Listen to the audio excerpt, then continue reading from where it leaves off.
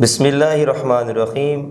نبی کریم اور رؤوف الرحیم صلی اللہ علیہ وآلہ وسلم کی ذات اقدس کو اللہ رب العزت خالق کائنات نے ہر عیب اور نقص سے پاک فرمایا ہے۔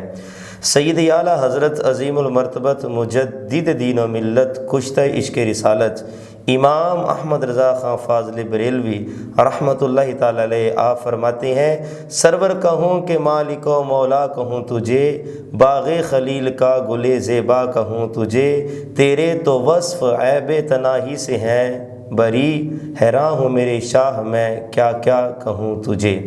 نبی کریم صلی اللہ علیہ وآلہ وسلم کی عزت، تکریم، آپ کا ادب اللہ رب العزت خالق کائنات نے ہمیں خود سکھایا ہے۔ سورۃ فتح کی آیت مقدسہ اس بات کی شاہد ہے۔ اللہ رب العزت خالق کائنات نے قرآن میں ارشاد فرمایا، انا ارسلناک، بے شک اے حبیب ہم نے آپ کو مبعوث فرمایا، شاہدہ، حاضر و ناظر، و مبشرہ، خوشخبری سنانے والا، و نذیرہ، اور ڈر سنانے والا، لِتُؤْمِنُوا بِاللَّهِ وَرَسُولِهِ وَتُعَزِّرُوهُ وَتُوَقِّرُوهُ، اور ایمان والوں کو پھر مخاطب ہو کر فرمایا کہ اے ایمان والو،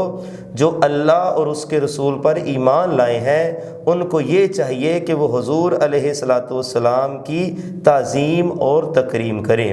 نبی پاک صلی اللہ علیہ وآلہ وسلم کی عزت اور تکریم کیوں ضروری ہے؟ تو اس کا ایک سادہ سا جواب ہے کہ یہ جو کل کائنات ہے یہ حضور علیہ السلام کی وجہ سے بنائی گئی ہے۔ اگر حضور نہ ہوتے تو کچھ بھی نہ ہوتا۔ سید اعلیٰ حضرت فرماتے ہیں، وہ جو نہ تھے تو کچھ نہ تھا،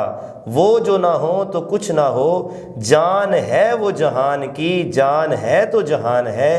جب یہ پوری کی پوری کائنات حضور علیہ السلام کے لیے بنائی گئی ہے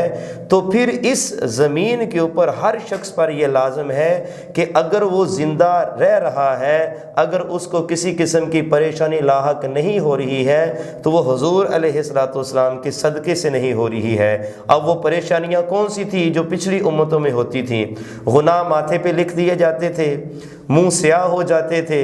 اور چہرے بگڑ جاتے تھے، انسان جو ہے وہ بدترین جانور بن جاتے تھے۔ لیکن نبی کریم رؤوف الرحیم صلی اللہ علیہ وآلہ وسلم کی جب ذات اقدس دنیا میں تشریف لائی، اللہ رب العزت خالق کائنات نے ارشاد فرمایا، وما ارسلناک الا رحمۃ للعالمین، اے حبیب ہم نے آپ کو تمام جہانوں کے لیے رحمت بنا کر بھیجا ہے۔ حضور علیہ السلام اپنے دشمنوں کے لیے بھی رحمت ہیں، لیکن یاد رکھیے گا کہ دشمن میں اور گستاخ میں فرق ہے۔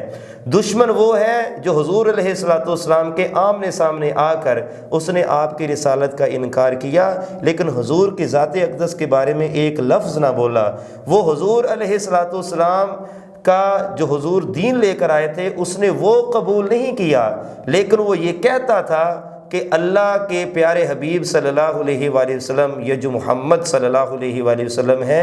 یہ صادق اور امین ہیں، ہم نے ان کو کبھی جھوٹ بولتے ہوئے نہیں دیکھا ہے۔ انہوں نے دشمنی کی لیکن حضور کی شان اقدس میں کسی قسم کی گستاخی نہیں کی، اور بعد میں جب اللہ تعالیٰ نے ان کو ایمان کی دولت سے سرفراز فرمایا تو پھر اللہ تعالیٰ نے ان کے سابقہ گناہوں کو معاف کر دیا اور اسلام نے ان کو عزتیں دی۔ جب یہ ساری کی ساری کائنات بنائی ہی حضور کے لیے گئی ہے، یہ کل روئے زمین حضور علیہ السلام کے صدقے سے مسجد بنا دی گئی ہے، تو پھر اس زمین کے اوپر کسی گستاخ رسول کا چلنا جائز نہیں ہے، اور وہ جب اس زمین پر چلتا ہے تو پھر زمین کا بس چلے تو وہ اس کو نگل لے۔ لہٰذا مومنین کو چاہیے کہ جب کبھی شاتم رسول کو دیکھیں تو حکومت وقت کا یہ کام ہے کہ وہ اس کو لگام ڈالے اور اس کا سر قلم کرے۔ اگر وہ ایسا نہیں کر سکتی تو پھر اگر کوئی حضور علیہ السلام کی محبت کے اندر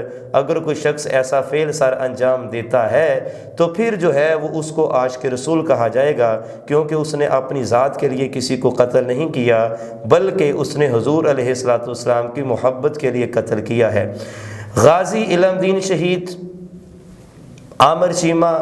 غازی ممتاز قادری، اس کی واضح مثالیں ہمارے سامنے موجود ہیں۔ لہٰذا حضور علیہ الصلاۃ والسلام کی عزت اور تکریم کرنا ہر مسلمان پر فرض ہے۔ نبی پاک صلی اللہ علیہ وآلہ وسلم نے ارشاد فرمایا، بندہ تب تک مومن نہیں ہو سکتا، مفہوم حدیث کا عرض کر رہا ہوں، جب تک وہ اپنے ماں باپ، اولاد اور تمام دنیا سے بڑھ کر مجھ محمد مصطفیٰ صلی اللہ علیہ وآلہ وسلم سے محبت نہ کرے۔ لہٰذا حضور علیہ الصلاۃ والسلام کی عزت اور تکریم کرنا جہاں پر مسلمانوں پر لازم ہے، ایسے ہی غیر مسلموں پر بھی اسی طرح لازم ہے۔ کوئی بھی حضور کی شان اقدس میں گستاخی کرتا ہے، وہ کسی بھی صورت میں قابل قبول نہیں ہے، اس کو فوری طور پر سزا دی جائے گی۔